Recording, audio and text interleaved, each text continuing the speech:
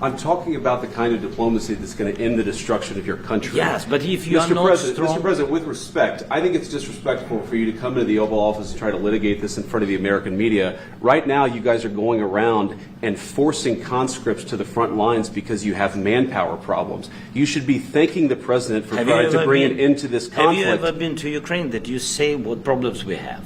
I have been to. Come once. I've actually watched and seen the stories, and I know what happens is you bring people, you bring them on a propaganda tour, Mr. President. Do you disagree that you've had problems bringing people into your military? We have problems. And do you think that it's respectful to come to the Oval Office of the United States of America and attack the administration that is trying to prevent the destruction of your country? A lot of questions. Let's start from the beginning. Sure. First of all, during the war, everybody has problems, even you, but you have nice ocean and don't feel now, but you will feel it in the future. God bless. You don't know that. God bless. You don't God know bless. That. You will not have a war. Don't tell us what we're going to feel. We're trying to solve a problem. Don't tell us what we're going to feel. I'm not telling you. Because you're in no position to dictate that. Remember this. I'm not you're in no position to dictate what we're going to feel. We're going to feel very good. You will feel influence. We're going to feel very good and very strong. You will feel influence. You're right now not in a very good position. You've allowed yourself to be in a very bad position, and he happens to be right about it. From the very beginning of the war. You're not in a good position. You don't have the cards right now. With us, you start having cards. I'm not playing cards. Right now, you don't. Yeah, you're playing cards. Mr. President. You're playing cards. Serious. You're gambling with the lives of millions of people. You're gambling with World War III. You're gambling with World War III. And what you're doing is very disrespectful to the country, this country. It's with back all to respect you. Far more than a lot of people said they should have. Have you said thank you once? A lot of times. No, in this even entire today, meeting, you said thank even you. Today. You went to Pennsylvania and campaigned for the opposition in October. Offer some words of appreciation for the United States of America and the President who's trying to save your country. Please, you think that if you will speak very loudly about the war, He's not speaking loudly. He's not speaking loudly. Your country is in big trouble. Can I Wait answer? a minute. No, you've done a lot of talking. Your country is in big trouble. I know. You're not winning. I know. You're not winning this. You have a damn good chance of coming out okay because of us. Mr. President, we are staying in our country, staying strong from the very beginning of the war. We've been alone, and we are thankful. I said thanks you haven't in been this alone. cabinet, you and not been only alone. in this cabinet. We gave you, through this stupid president, $350 billion.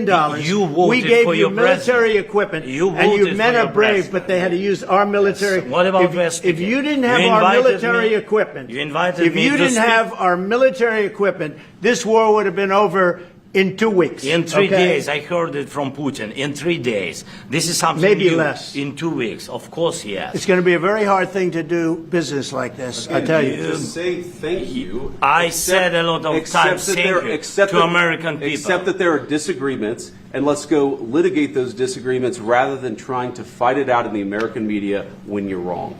We know that you're wrong. But you see, I think it's good for the American people to see what's going on out here. I think it's very important. That's why I kept this going so long. You have to be thankful. You don't have the cards. Thankful. You're buried there. Your people are dying. You're running low on soldiers. Listen, you're running low on soldiers.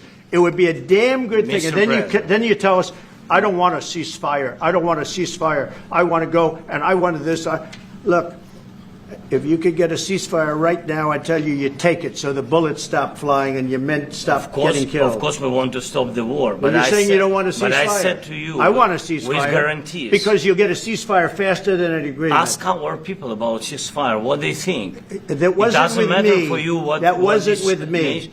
That was with a guy named Biden, who was not a smart person. That was with Obama. President. It was your president. Excuse me. That was with Obama, who gave you sheets, and I gave you javelins. Yes. I gave you the javelins to take out all those tanks. Obama gave you sheets.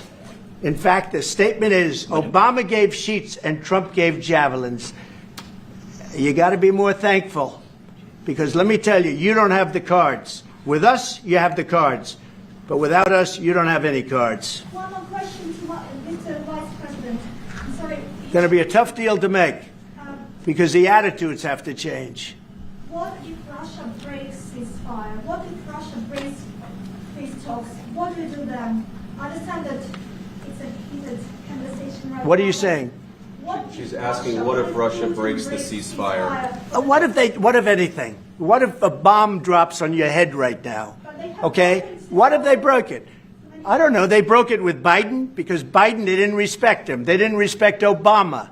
They respect me. Let me tell you, Putin went through a hell of a lot with me. He went through a phony witch hunt where they used him and Russia. You ever hear of that deal? That was a phony Hunter Biden, Joe Biden scam. Hillary Clinton, Shifty Adam Schiff. It was a Democrat scam. And he had to go through that. And he did go through it. We didn't end up in a war. And he went through it. He was accused of all that stuff. He had nothing to do with it. It came out of Hunter Biden's bathroom. It came out of Hunter Biden's bedroom. It was disgusting. And then they said, oh, the laptop from hell was made by Russia. The 51 agents. The whole thing was a scam. And he had to put up with that. He was being accused of all that stuff. All I can say is this. He might have broken deals with Obama and Bush, and he might have broken them with Biden. He did, maybe. Maybe he didn't. I don't know what happened. But he didn't break them with me. He wants to make a deal. I don't know if you can make a deal. The problem is I've empowered you to be a tough guy. And I don't think you'd be a tough guy without the United States. And your people are very brave. But you're either going to make a deal or we're out. And if we're out, you'll fight it out. I don't think it's going to be pretty, but you'll fight it out. But you don't have the cards. But once we sign that deal, you're in a much better position. But you're not acting at all thankful. And that's not a nice thing. I'll be honest, that's not a nice thing.